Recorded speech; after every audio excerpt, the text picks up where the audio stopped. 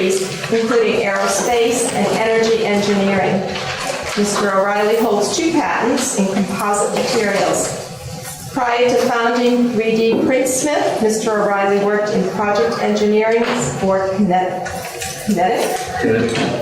You should see the spelling of that with Q's. Foster Miller Incorporated and Fiber Innovations Incorporated.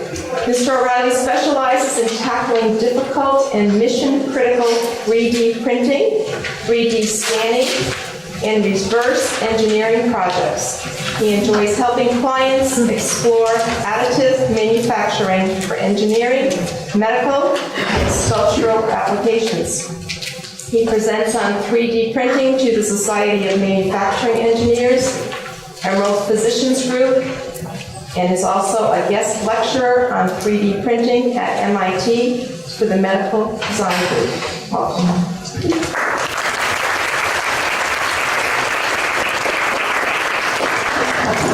Very much. Stealing my thunder there. Anyway, I can't shout that loud, I'll try, my voice is great, but hopefully you can hear me okay. And thank you for the great introduction. I'm really happy to be here. I'm an engineer by background, and what I'm doing now is kind of a 3D printing evangelist role. Today I'm not here as an innovator or a patents person, but I just want to show you kind of what this 3D world is that I'm in now and what it might be, what meaning it might have for you guys as SCE educators. So just 4 things I really want to say today, and I'll try to keep it brief, and it's really just about what this is, to try to explain to you in a really brief overview, and then kind of my path along the way, and just a couple of opinions and things to suggest that I came up with here. So don't worry, I'm not going to go through all these and explain everything. I'd really love to do it, but it would take a whole day, and I have to hold that back, as an engineer. But just really to just say that there's many processes, many different ways to do this. If you look at the orange ones, we're talking about polymers there, plastics, okay? The blue here, we're talking about metals in different ways. You can also print metals now. So, and then lastly, you've got these oddball processes, which may be, ceramics, or you've got bioprinting, which is regenerative medicine, which is coming up now. And you may have heard about this in the media, and even some ways to do large cast parts. So, so I'm not, as I said, I'm not going to go through all of that. I really want to just give you the kind of, maybe the 7-year-old viewpoint. So I was imagining, if you guys were a room full of 7-year-olds, how would I sort of boil that down in some way? And I thought about it and thought it's really hard to do, but there's maybe 6 processes in total, and that's it. And even these, I'm going to break it down even further and give you the 1-minute overview here. But basically, if you think about a glue gun, for one method of it now, number 1 there, you get a glue gun, you melt some plastic, you steer it around very accurately, and you place it 1 layer at a time. All of these 3D print processes are about doing it in layers. So you basically have an object that's been digitized somehow, a CAD model or something like that, and the computer that's doing the printing will then slice that into layers, and whatever process is being used, it will build it up 1 layer at a time, and it'll either be with this kind of hot glue gun type method, in a crude way to put it, or it could be a bucket of powder. Let's say we're talking about metals. That's done with powder, and basically you've got very, very fine particles that are being laid down and fused with a laser, or maybe they're glued together with some kind of a resin. So in a nutshell, that's about what happens to the metals there, very accurately. Then you've got the liquid version, and that produces something maybe like this. And it's basically like a bucket of liquid that's light sensitive. So all you really have to know is that they let a little bit of liquid in, a small layer at a time, and then they dance around with a laser on top of it. Not to make fun of it, but that's what's really going on. 1 layer at a time, it solidifies, and then more liquid is introduced, and then the bucket is basically, the bottom of the bucket is dropped down, so you grow apart downwards like that. It could be thousands and thousands of layers, and you end up with this solid part at the end of the day. So that's really all I'm going to say about the technical side of it, because I really want to get on to what it's all about. Now, you've heard so much about it, maybe, hopefully, and it's a bandwagon, right? We're on it now. It's It's definitely evaluated. And is it, you know, is it all just hot air? Is it another bubble of some kind? Or is it, you know, is there any merit to this? Is it really going to change things?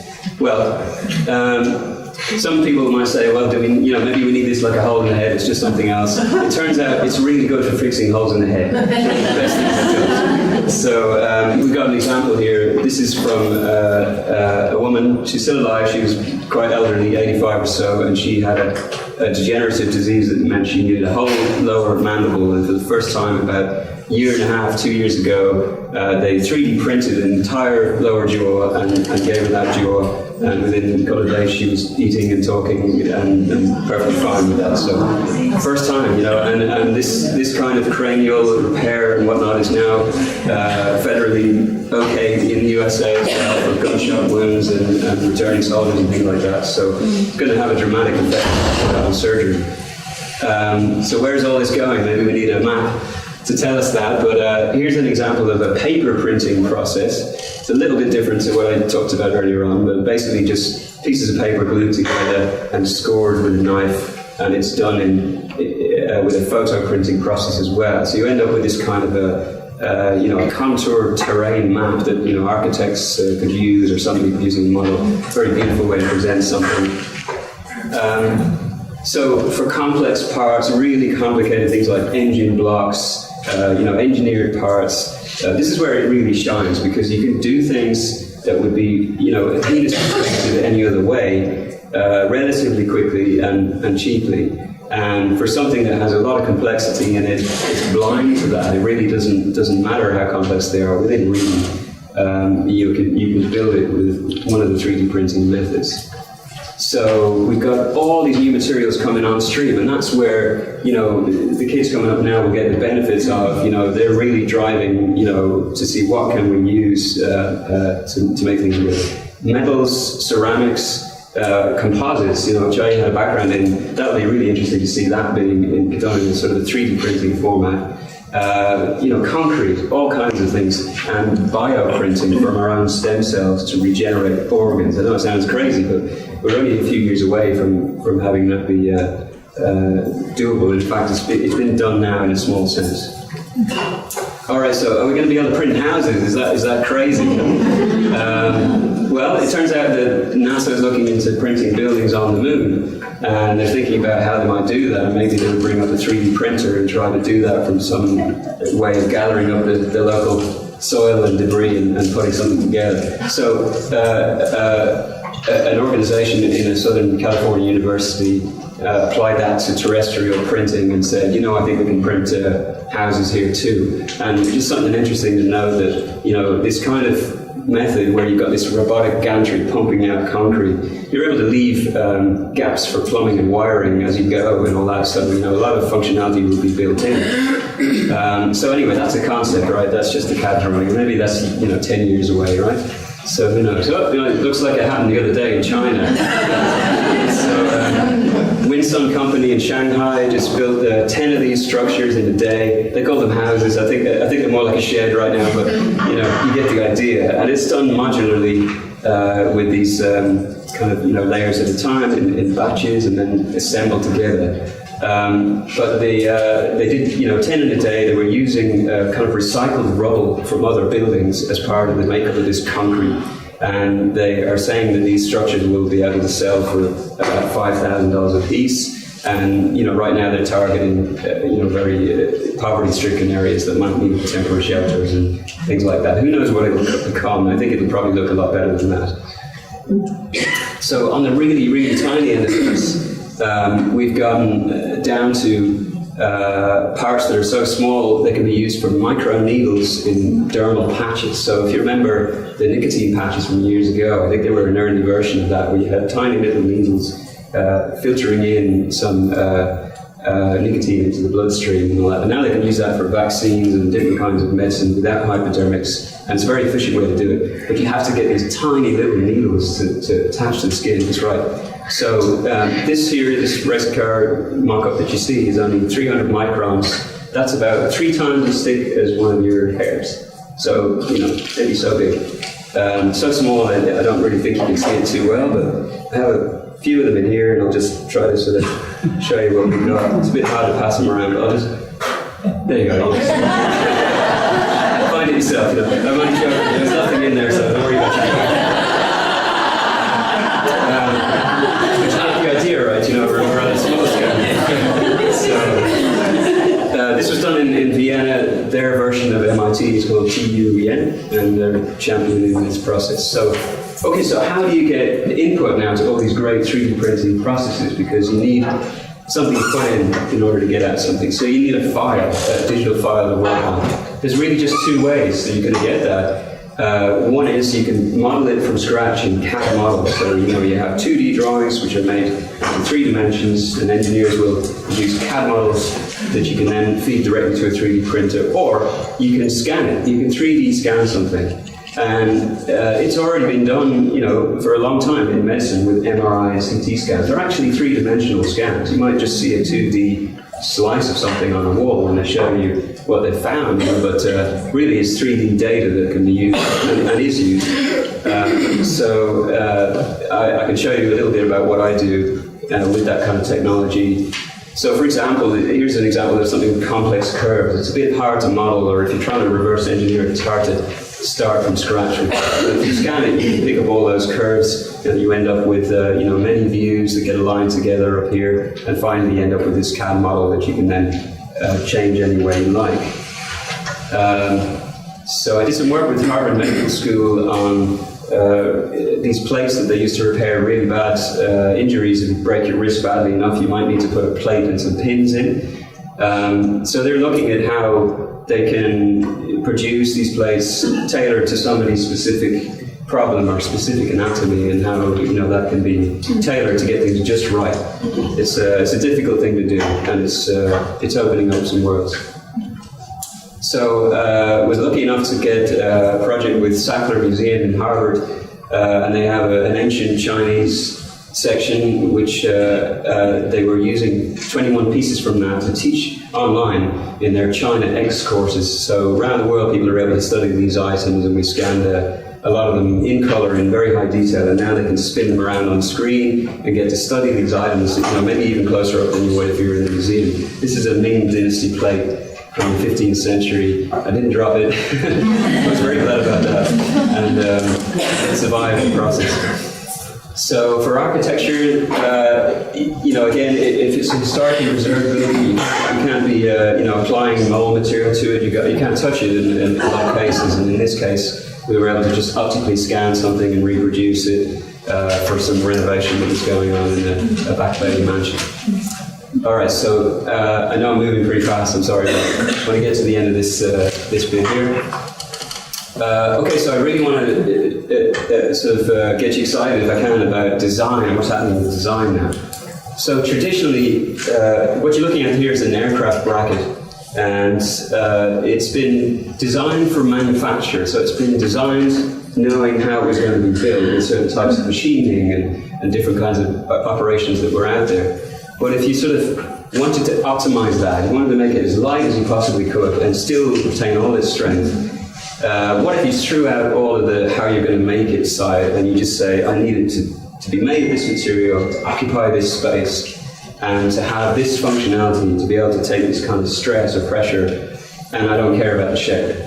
And so now there is software that can do that, and it basically takes all these inputs, and then it tells you what the shape is, and it designs it for you. And this is the result of taking this bracket here and putting through the algorithms to develop that. You can see it's kind of to me, it's more beautiful, it's more of a natural type of shape, and it does exactly what it's supposed to, and it has no excess material anywhere. And you can build it in 3D printing, but the difficult thing maybe in other ways to do it. So the future of design then might be, somebody deciding what they want functionality-wise and letting the computer, pick and optimize design. So that's a really big reversal in the way things have been done, and quite exciting.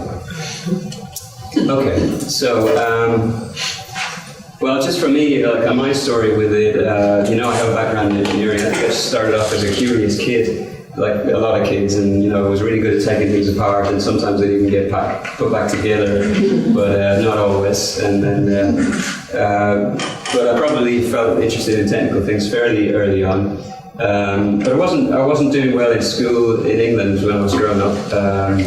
I didn't, it was a very, very large school. I felt kind of lost in it, and I felt like I was falling behind in math and science and everything like that, and I just was, it was an easy place to hide. And so I began to dread it. I really dread going to math class and things like that. And then my family moved us to Ireland, and it was a complete reboot. And it was a small, tiny little school in the country, nowhere to hide. And all of a sudden, I just decided, I don't want to have this dread anymore, so I'm just going to ask all the stupid questions I can. I just don't care. And then I was that person that used to badger the teachers and say, but why? Or what does this mean? And how do we do that? And I think, in a sense, they might have appreciated it a little bit too, because I was probably asking the questions that other people were sitting there having in their heads but didn't ask. So for me, it was great, because then I started to enjoy the sciences again, and I lost that feeling of dread. And it helped me a lot, but I don't know if it's something everyone can do, but it's just something that happened to me. I think family, friends, and mentors. I'm not from an engineering family by any degrees, so I didn't really have that sort of family orientation of becoming an engineer. I think most people that influenced me at the time would have been college students that were sort of, a level that I could relate to and that you talk to, and they were sort of giving me the worldview of what it was like to study engineering or be an engineer and make it exciting. So I just think it's great if there's a way to encourage the younger kids to ask questions and have no fear of that. And that wasn't the case for me. I was incredibly shy. So just a point I wanted to make. And then once I started engineering, you get more excitement generated if you're that way inclined anyway to be interested in technical things, because you suddenly gain tools to build anything you want. I mean, that's what engineering is for, right? I mean, you know how to, you know where to go to find the information that you can build anything you want.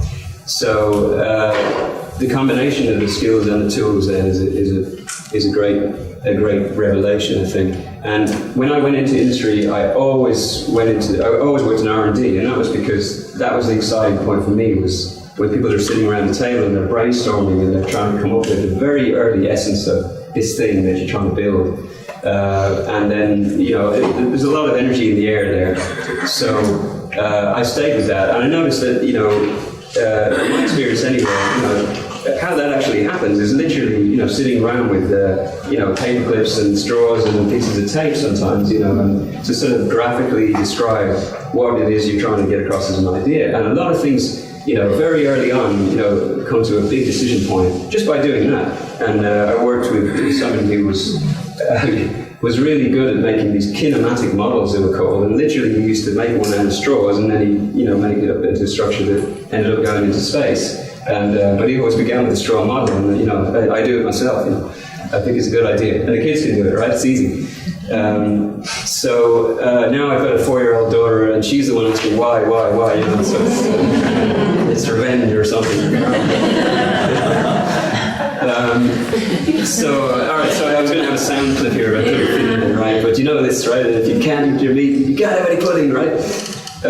Pink Floyd, and they said this, and it's open to interpretation. And I think it's about you got to have some tools and creativity in order to manifest something. And so if somebody's a great inspired dreamer, but they have no tools, it won't get manifested. And if you have a bunch of 3D printers with blinking lights and no files, it doesn't do any good. So we've got to marry the two together. And now that there are some obstacles gone away to design and obstacles gone away to building things, I think the kids younger and younger can interface with these tools like 3D printing and scanning and whatnot, and be able to manifest some ideas. And I think that would really give them wings. It would to me. So hopefully at a younger age we can introduce it. And then if we can allow them, if the curriculum will sort of allow us or you to let them kind of come up with something they're really into already, really passionate about, and then just follow that to the nth degree, I think that that's another way to keep them going, because it's a third element that is needed, right? Creativity, tools, and the will to do it. You want to be, you can't be forced to create in a sense. So I think that may be one way to do it, if we can sort of get that out of them, whatever it is they happen to be into, find a way to have them pursue it and pursue it, in an academic way, and think about it experimentally. So, as I said, in R&D, where I was and like to hang out, everything was done in small increments at the start, and we logged everything we did so we didn't make the same mistake twice, or try not to. And in the digital world especially, they all say, right, you should never do anything twice in a digital world, because, once you've done it, you can save it, retrieve it, you shouldn't have to repeat it. So I think if this experimental approach, which is used in industry everywhere, could be used by the kids early on and instilled, as a way to do things, then they'll have more confidence, I think, to develop something completely new. It won't seem so daunting. And then the last point is really just obvious, and I'm sure you know. Okay, so some of this is just opinions. This is my daughter Eddie, and so she's just about to enter this system, and I think that I'm a little bit concerned that there's going to be a sort of a level sort of arena for her to sort of decide if she wants to be technical or not. Or I don't know what she does, but right now I see already there's a kind of like this clear division. There's the as far as marketing anyway, there's the paint pile, right? There's the the princesses and the dolls on one side, and then for the boys there's the construction sets and bats and balls and all that. So and she's sort of caught up in that already, and makes you wonder, could we sort of delay that somehow? And maybe it's just market forces that are coming at us for that one too, because it seems to me that the interest is there for anything. She'll turn just as easily to cars or construction toys as she will to dolls, I think, in the right environment. So I just think that we need to sort of insulate them a little bit if we can from being told, that they should be princesses or like princesses or dolls or whatever. So that's just my opinion. And then thinking in 3D. So one of the first things that I noticed anyway when I was entering engineering was that they literally tested us. There was an aptitude test for thinking in 3D, and I found that it was something that came quite naturally anyway, but a lot of people might not, and a lot of young girls, if they're not in activities of building and constructing and things like that, it might not be, and might go a long way up along through school and then decide they want to be in engineering or technical worlds, and discover there's a gap there that they kind of have a struggle with that. So maybe we can introduce a bit of that sort of spatial 3D thinking about, you have to be able to visualize something in 3D if you're going to build it or design it. And maybe we can bring that in a bit younger to have it be more natural to everybody. How young is too young for STEM? That's my question to you. I'm just wondering, is there a point at which we're trying to cram too much into too young minds or anything? But I think that'll be interesting to see, how that develops when you're looking at STEM for young people. And then, lastly, just is there something that's impeding, imagination? I wonder about with so much audio-visual input now. I mean, for me, if I'm watching TV or watching something on TV, it kind of fills up every one of my senses, and I don't have much room to imagine. But if I'm reading a book, the opposite happens. So, as far as what we use for tools for teaching, I wonder, I'm just sort of bringing up the question, but I wonder maybe we should evaluate that a little bit and see what really works. Is it better to kind of starve feed in a certain sense and have imagination rise up? Because it does need to develop, and mine, I think, developed from sort of time alone and time when I wasn't busy, it wasn't filled up. That's when my imagination kicked in. So, all right. So last point, I just want to really, suggest or kind of introduce you to this idea of biomimetics. If you haven't looked at it already, it's just to me, the vast resource out there of millions of years of evolution and design. Right? I mean, trial and error. Nature has been, perfecting the way that lizards hang onto a wall, or spiders create silk, or beetles have a hard carapace shell that will withstand a footstep or something. So we can look to that, and people are obviously now, and that's a science and a study of how we can tap into it. But the sky's the limit there, and we don't even know what's under the oceans yet. So there is a great resource for teachers at this Biomimicry 3.8 website by Janine Bengus. She's the literal guru of this study. And in terms of, what are these kids going to design and where are they going to get their innovation, this is a huge thing I'd like to point to. So, and with that, if there's any questions from me, I'll be happy to take.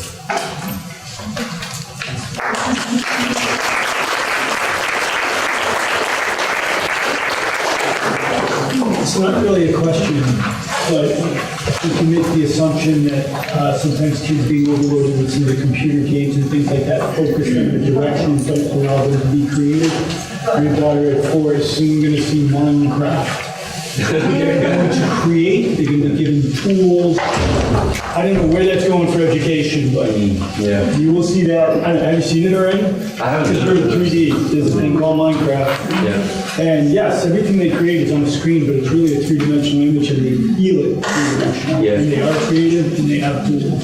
Well, certainly, the whole video game revolution as well, I wonder, that's certainly created skills and not doubting that. And I think that made them go, at least for the kids that I'm looking at, that really? time, and it is creative now. It's wacky.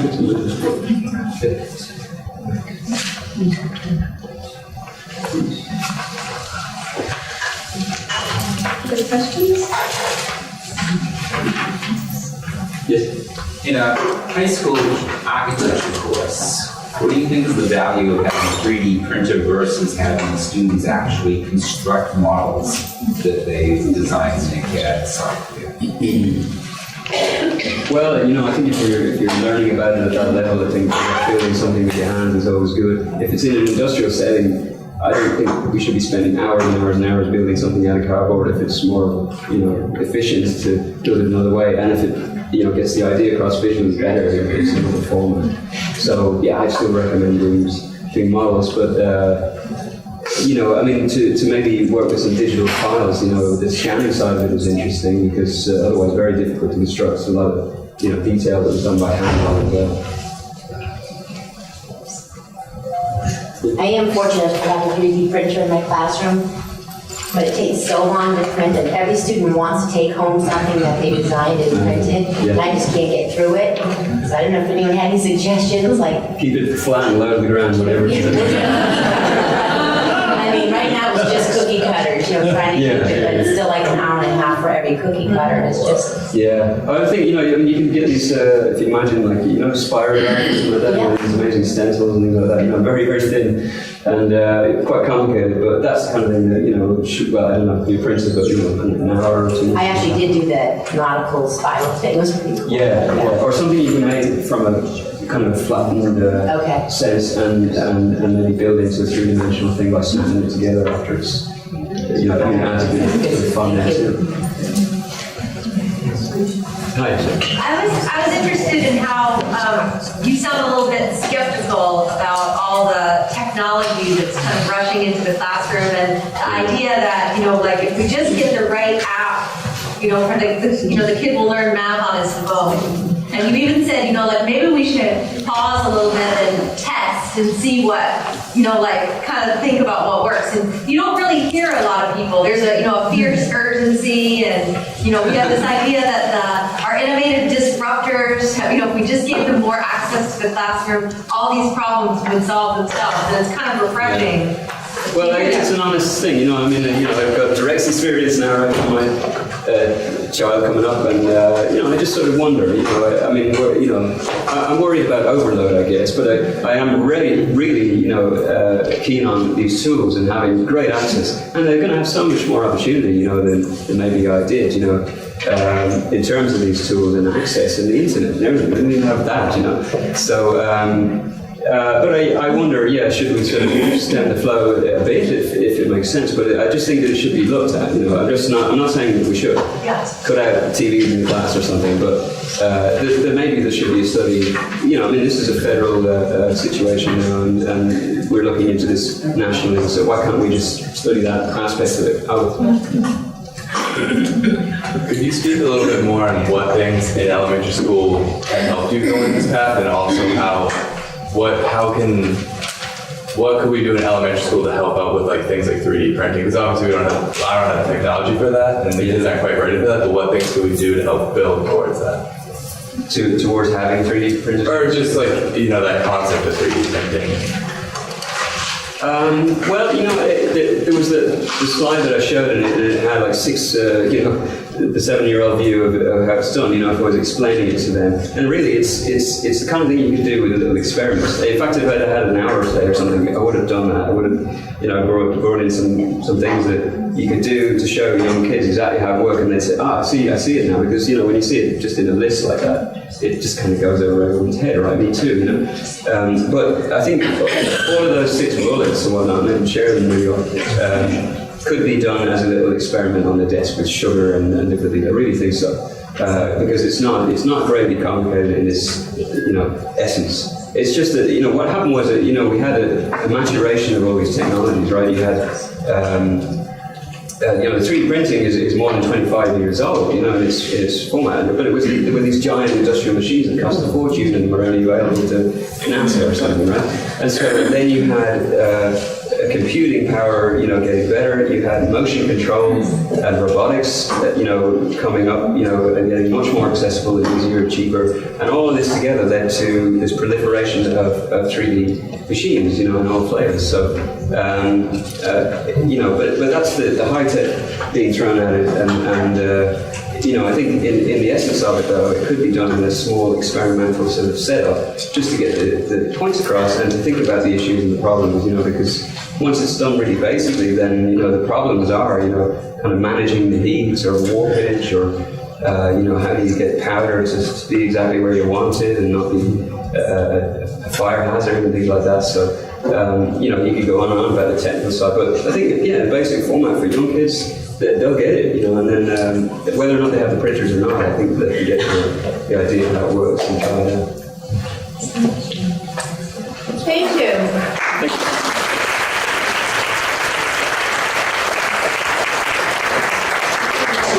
Thinking stretch.